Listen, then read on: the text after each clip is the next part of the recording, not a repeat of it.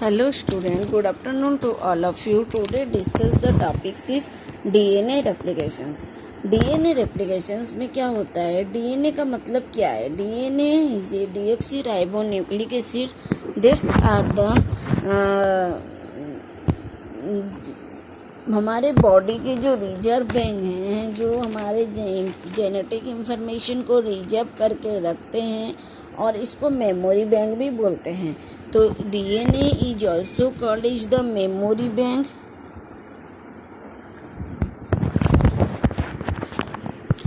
Memory bank और reserve bank of genetic information. ठीक है, reserve bank of genetic information. So DNA के जो सेल हैं, ये हमारे डीएनए के सेल हैं जो कि डबल हेलिक्स स्ट्रक्चर हैं और इसमें दो पेयरिंग ऑफ हाइड्रोजन बॉन्ड, दोनों हेलिक्स के अंदर में हमारे हाइड्रोजन बॉन्ड का पेयरिंग होता है. इसमें नाइट्रोजनियस बेस हैं जैसे कि आर्डेनाइन, थायमिन, साइटोसिन, गुआनिन. आर्डेनाइन थायमिन के बीच में हमारे दो हाइड्रोजन बॉन्ड हैं और साइटोसिन एंड गुआनिन के बीच में 3 हाइड्रोजन बॉन्ड हैं. तो ये इस तरीके से हमारे शेयरिंग होके हैं. ठीक है, तो अब जब हम लोग का रेप्लिकेशन प्रोसेस होगा तो ये क्या होंगे, यहाँ से कुछ बॉन्ड ब्रेक होंगे, कुछ हेलिक्स बॉन्ड ब्रेक होंगे और वो फॉर्मेशन होंगे इस तरीके से फॉक लाइक स्ट्रक्चर. ठीक है, ये जो फॉक लाइक स्ट्रक्चर है, यहाँ से ये सिंथेसाइज्ड होके कुछ डटर सेल फॉर्मेशन करेंगे. जो daughter cell either totally separate to the new synthesised और पेरेंट और मिक्स और intermix for the 50% participation. So these are the replication process. So replication process means the totally copy to the parent cell, a parent cell और DNA cell itself. ठीक है, तो अब हम लोग देखते हैं कि जो हमारे साइंटिस्ट क्रिक हैं ये क्या बोले हैं डीएनए रेप्लिकेशन के बारे में. तो साइंटिस्ट क्रिक ने क्या बोला है, ये प्रपोज्ड किए हैं 3 model of the DNA replication. पहला मॉडल है कि कंजर्वेटिव मॉडल. दूसरा मॉडल है डिस्पर्सिव मॉडल.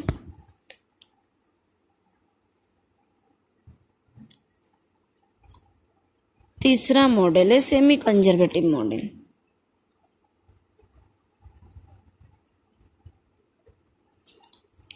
अब देखते हैं कि कंजर्वेटिव मॉडल क्या है. तो कंजर्वेटिव मॉडल में क्या होता है, जो हमारे डीएनए के पेरेंट सेल हैं ये 5' to 3' टर्न है और 3' to 5' टर्न है. तो ये जो डीएनए के डीएनए सेल हैं ये हमारे रेप्लिकेट्स होके दो डटर सेल देंगे. तो ये जो 2 डटर सेल दे रहे हैं, तो इसमें से जो हमारे पहला एक डटर सेल है ये हमारे डीएनए के टोटली कॉपी इटसेल्फ है. ये पेरेंट का टोटल कॉपी है, इसमें न्यू सिंथेसाइज्ड का कोई भी एडिशन नहीं है. उसके बाद जो दूसरा डटर सेल है ये कंप्लीटली न्यू सिंथेसाइज्ड सेल है. तो जो हमारे 2 डटर सेल हुए इसमें, तो एक तो कम्प्लीटली पेरेंट सेल है उसकी कॉपी है और दूसरा कम्प्लीटली न्यू सिंथेसाइज्ड सेल है. तो इसमें कोई एक दूसरे को डिस्टर्बेंस नहीं करता है.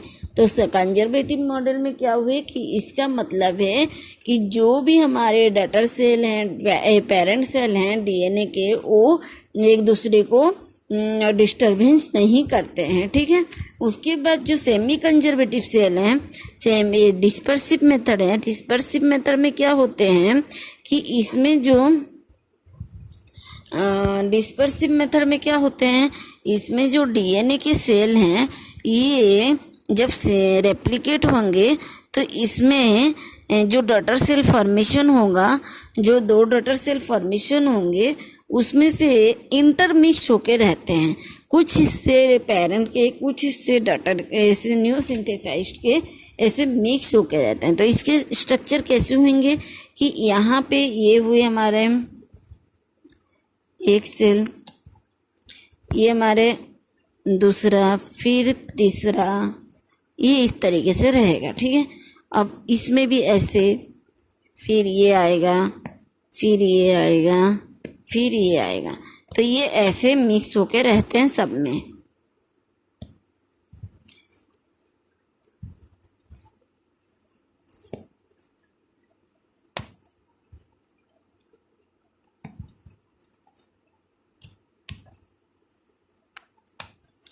ओके, तो ये जो हमारे डॉटर सेल हैं इस तरीके से मिक्स होकर रहते हैं। तो जो ये ग्रीन हिस्से हैं ये सोच लो न्यू सिंथेसाइज स्ट्रैंड है, और ये जो ब्लू हिस्से हैं ये पेरेंट स्ट्रैंड है।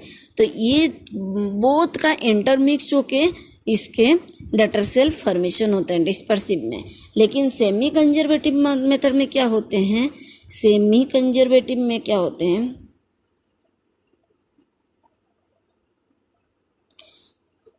इसमें जो डॉटर की डीएनए के जो पेरेंट सेल हैं, डीएनए के जो पेरेंट सेल हैं इसमें हमारे रेप्लिकेशन होके जो दो डॉटर सेल फॉर्मेशन करते हैं वो 50% स्ट्रैंड रहते हैं। मतलब एक इसके डबल हेलिक्स होते हैं डीएनए स्ट्रक्चर, तो इसके एक स्ट्रैंड पेरेंट के रहते हैं और दूसरे स्ट्रैंड न्यू सिंथेसाइज्ड के रहते हैं, ठीक है। तो अब जो एक स्ट्रैंड पेरेंट के हैं उसके स्ट्रक्चर हो गए सोच लो ये, और न्यू सिंथेसाइज्ड के स्ट्रक्चर हो गए ये। तो green line is parent strand and blue line is the new synthesised sized, ठीक है। तो अब हम इसी तरीके से दोनों डॉटर सेल होंगे, ये दो डॉटर सेल फॉर्मेशन हो गए, तो इसमें दोनों के 50% भागीदारी रहता है, न्यू के भी पेरेंट के भी। एक स्ट्रैंड न्यू के रहेंगे, एक स्ट्रैंड पेरेंट के रहेंगे।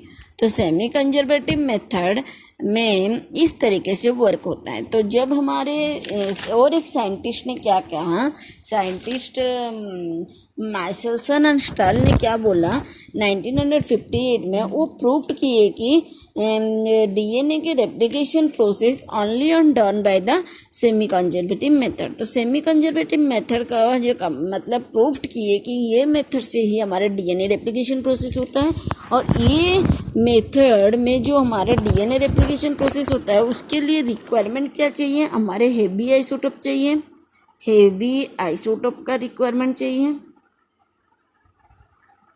हेवी आइसोटोप किसको बोलते हैं, हमारे नॉर्मल आइसोटोप है 14N, ठीक है। तो उससे यदि ज़्यादा होता है तो हेवी आइसोटोप, तो हमारे हेवी आइसोटोप है 15N। और क्या रिक्वायरमेंट चाहिए, सीजियम क्लोराइड के, ठीक है। अब देखते हैं तो फिर ये जो हमारे रेप्लिकेशन प्रोसेस है बहुत सारे स्टेप्स को लेके डन हुआ है। तो several steps are requirement for the DNA replication process. First is the activation of nucleotide. Second one is the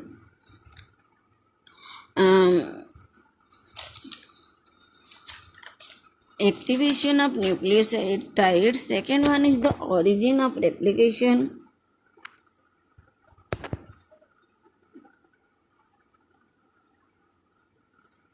Third one is the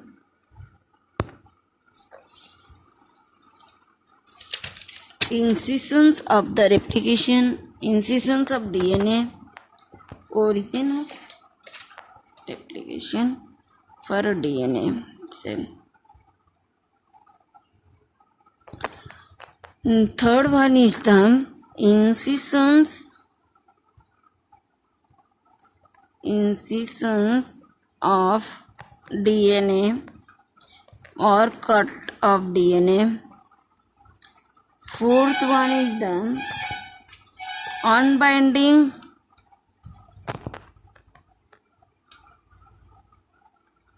or unzipping of DNA cell. Fifth one is the to parent the intercalling of DNA, to prevent the intercalling of DNA, to prevent the intercalling of DNA. Sixth one is the releasing of the tensions caused by the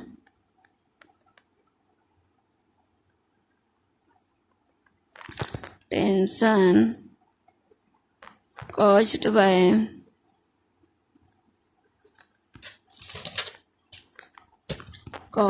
due to unwinded of DNA. ठीक है. Seventh one is the formation of RNA primer.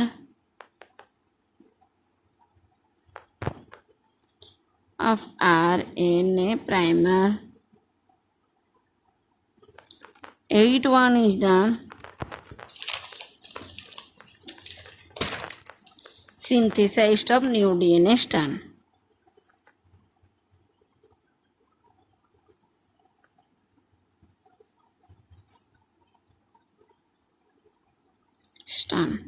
ठीक है. अब देखते हैं कि ये steps अब होता कैसे वर्क. तो यहाँ पे जो हमारे न्यूक्लियोटाइड सेल हैं ये एक्टिवेशन होते हैं. तो पहले हमारे न्यूक्लियोटाइड सेल में क्या होते थे कि जो हमारे, देखो आप समझाती हूँ.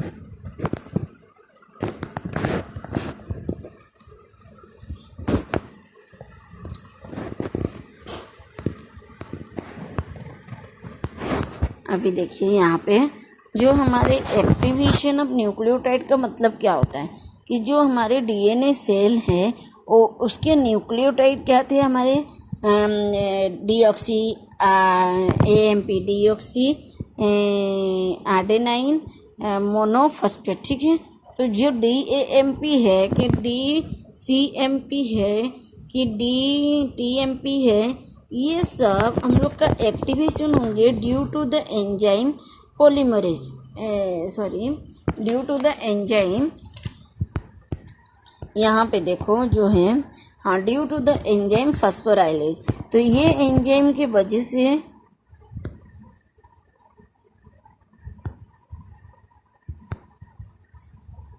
एक सेकेंड. तो हमारे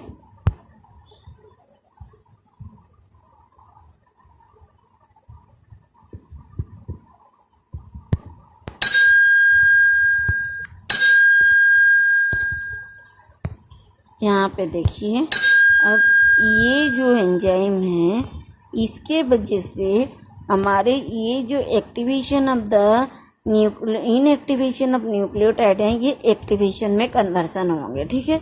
अब नेक्स्ट में क्या है origin of the replication.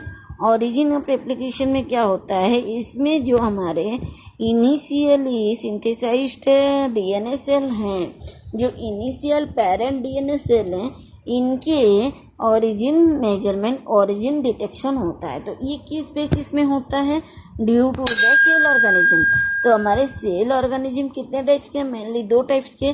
One is the prokaryotic, another one is the eukaryotic. तो ये जो प्रोकैरियोटिक और यूकैरियोटिक हैं इनका सेल का साइज के ऊपर डिपेंड करता है ओरिजिन. तो यूकैरियोटिक के सेल साइज बहुत ज़्यादा बड़े हैं, लार्ज हैं, और प्रोकैरियोटिक के सेल साइज बहुत स्मॉल है. ठीक है. तो यदि प्रोकैरियोटिक के सेल साइज बहुत स्मॉल है तो उनके ओरिजिन हम लोग कितना डिटेक्ट कर सकते हैं, ओनली वन.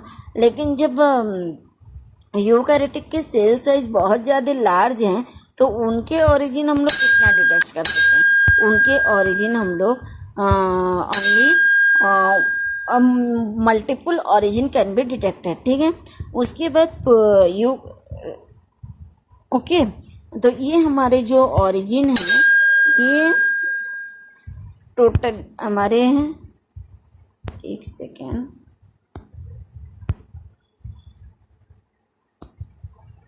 ये जो हमारे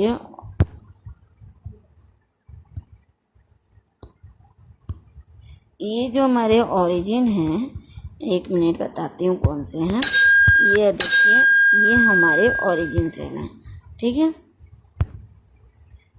ये हमारे ओरिजिन सेल हैं, इसको हम लोग ओरिजिन के हिसाब से लिए हैं।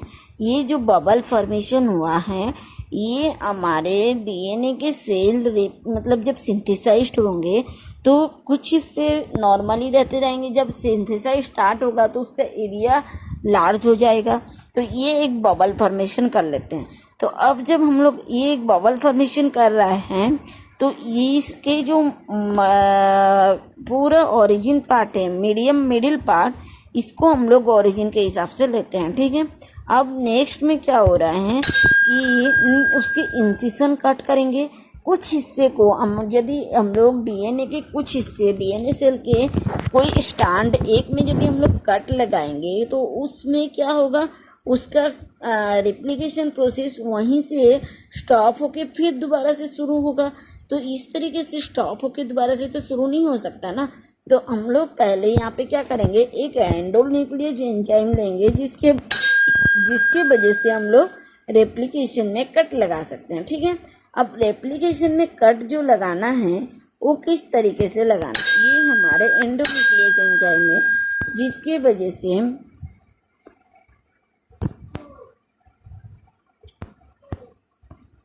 ये हमारे एंडोन्यूक्लियस एंजाइम है, जिसकी वजह से हम लोग का रेप्लिकेटेड सेल में, डीएनए के सेल में के ओरिजिन के बाद एक कट लगेगी। यहाँ पे जैसे ये कट लग रखा है, ठीक है। उसके बाद 4th one is the on binding और ऑन जिपिंग ऑफ डीएनए। तो ये जो ऑन बाइंडिंग और ऑन जिपिंग ऑफ डीएनए है, इसमें क्या होता है कि यहाँ पे जितने भी हमारे डीएनए सेल हैं, डीएनए में जितने भी हमारे न्यूक्लियोटाइड बेस पेयरिंग हैं, उसमें जो हाइड्रोजन बॉन्ड है वो हाइड्रोजन बॉन्ड का ब्रेक होता है। तो ये जो हाइड्रोजन बॉन्ड का ब्रेक होगा तो वहाँ से रेप्लिकेशन प्रोसेस डिवाइड हो जाएंगे। अब जैसे हमारे हाइड्रोजन बॉन्ड यहाँ पे ब्रेक हो रखे हैं, तो यहाँ पे क्या हमारे हाइड्रोजन बॉन्ड शेयरिंग थे, तो एक double helix coil like structure में कन्वर्ट हो रखे थे। लेकिन यहाँ पे देखिए, जब हमारे हाइड्रोजन बॉन्ड ब्रेक होंगे तो यहाँ पे डबल हेलिक्स स्ट्रक्चर और नहीं रहेंगे, कॉयल लाइक स्ट्रक्चर नहीं रहेंगे, ये स्ट्रेट हो जाएंगे, ठीक है। तो अब जो यहाँ पे स्ट्रेच होके हैं,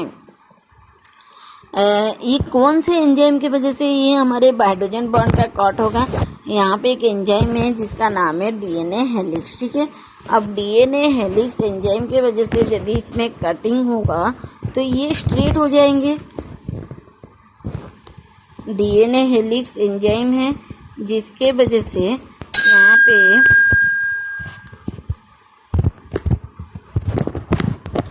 डीएनए हेलिक्स एक एंजाइम है जिसके वजह से यहाँ पे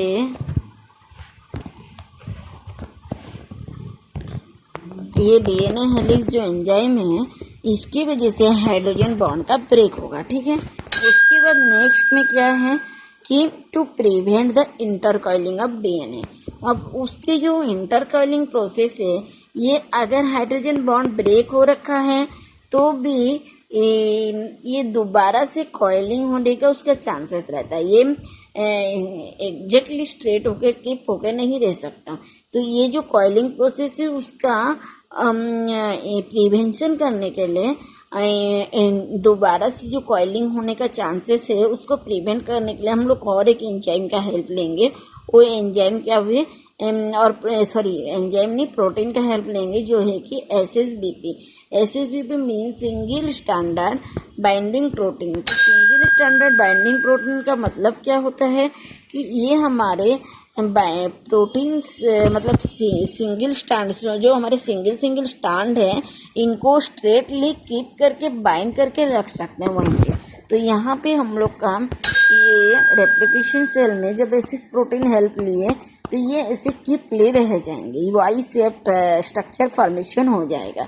उसके बाद उसकी जो टेंशन से उनको रिलीज करने के लिए और ऑन बाइंडिंग प्रोसेस रिलीज करने के लिए हम लोग को दो एंजाइम मतलब एंजाइम चाहिए, जो एंजाइम का नाम है ट्रोपोआइसोमरेजिन।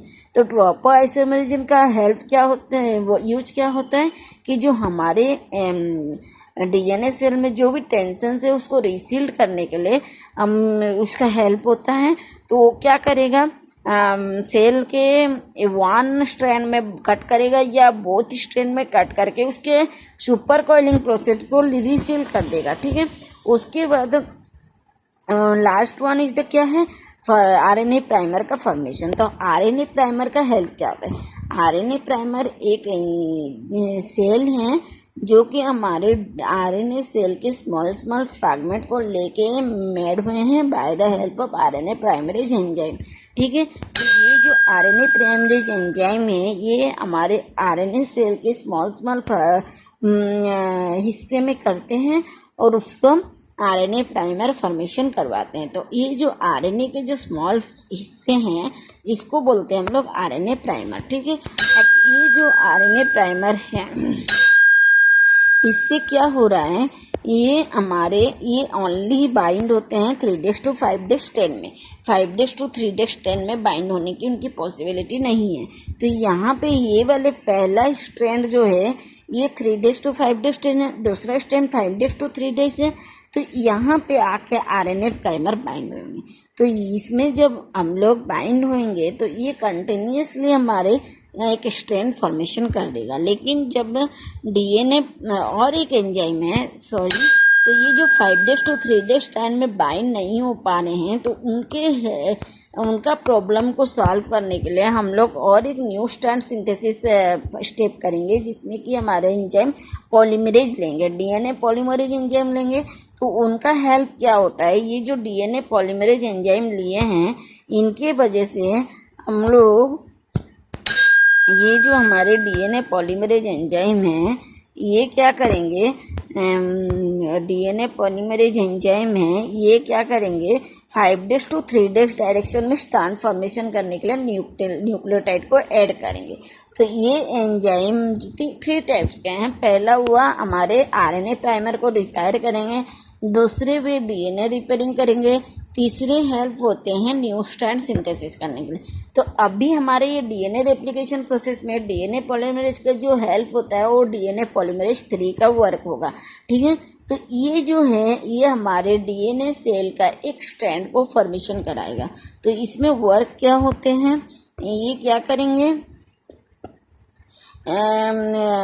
5 days to 3 days डायरेक्शन में 5 days to 3 days डायरेक्शन में इनका न्यूली ऑकरिंग होके एंजाइम एक स्ट्रैंड फॉर्मेशन कराएंगे। ठीक है, तो इसमें जो हमारे पहले क्या हुए थे कि आरएनए प्राइमर लगे, उसके बाद ये जो होल लिंक्स हैं ये हुए हमारे डीएनए प्राइमरेज ये पॉलीमरेज। ये क्या करेंगे जब हम लोग यहाँ पे बाइंड कराएंगे तो ये कंटिन्यूसली इसके सिंथेसिस होंगे और ये एक स्ट्रैंड फॉर्मेशन हो जाएगा। लेकिन इस तरह जब 5 days to 3 days डायरेक्शन में हम लोग देखेंगे तो यहाँ पे आरएनए प्राइमर एक स्ट्रैंड में लग के कंटिन्यूसली फ्लो नहीं हो पाएंगे, यहाँ पे डिसकंटिन्यूस फ्लो होंगे। जब आरएनए प्राइमर हम लोग दे रहे हैं तो डीएनए पॉलीमरेज लग रहे हैं, कुछ इससे सिंथेसाइज्ड होके फिर ब्रेक हो जा रहे हैं, स्टॉप हो जा रहे हैं, फिर हम लोग आरएनए प्राइमर फिर डीएनए पॉलीमरेज देके उसको सिंथेसाइज कर रहे हैं। तो अब जो ये डीएनए पॉलीमरेज देने हैं तो फिर इस स्टॉप हो रहा है, फिर आरएनए प्राइमर फिर डीएनए पॉलीमरेज फिर कंटिन्यूसली स्टॉप। तो ये जो हैं डिसकंटिन्यूसली फ्लो हो रहे हैं, प्राइमर दे रहे हैं, फ्लो हो रहे हैं, फिर प्राइमर फिर फ्लो फिर प्राइमर। तो इससे क्या हो रहा है स्मॉल फ्रैगमेंट फॉर्मेशन हो रहा है।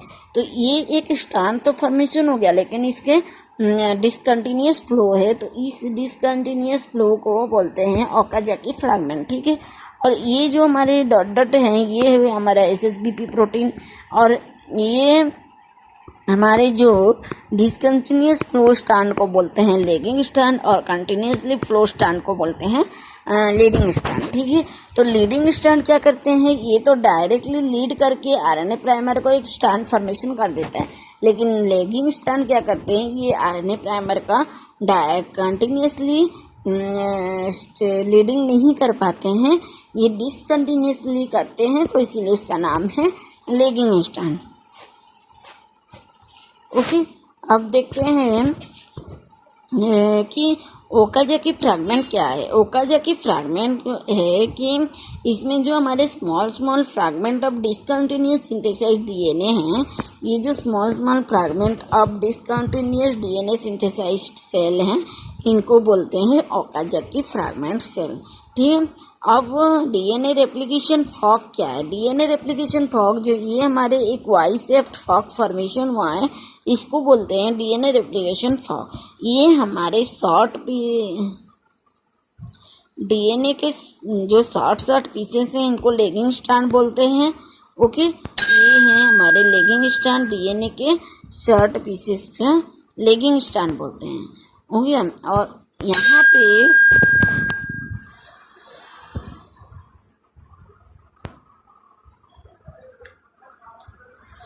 तो उसी तरीके से हमारे एक डटर सेल हो गए कि 3 to 5 डायरेक्शन में फॉर्मेशन हो गए एक डटर सेल, जो कि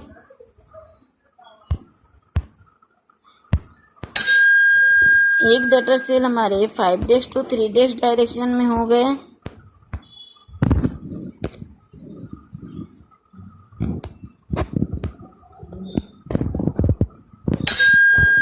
एक डटर सेल तो हमारे 3 to 5 डायरेक्शन में भी, जिसको हम लोग बोलते हैं उसके स्टैंड को लेगिंग स्टैंड, और दूसरे डटर सेल हो गए 5 to 3 स्टैंड में, जिसको बोलते हैं लेगिंग स्टैंड। ठीक है, तो यहाँ पे हमारे डीएनए हेलिक्स हैं, जो कि हमारे हाइड्रोजन बॉन्ड को ब्रेक करके सेपरेट करने में हेल्प किए हैं। इंटरकॉलिंग प्रोसेस को स्ट्रेट करने के लिए एसएसबीपी का हेल्प हुआ है। डीएनए पॉलीमरेज इनको लीडिंग करने के लिए सिंथेसाइज्ड करने में हेल्प होते हैं, न्यू स्टैंड फॉर्मेशन कराने में हेल्प होते हैं। जो ट्रोपोआइसोमरेज हैं, वो क्या करते हैं, हमारे ट्रोपोआइसोमरिज्म का हेल्प क्या होता है, ये हमारे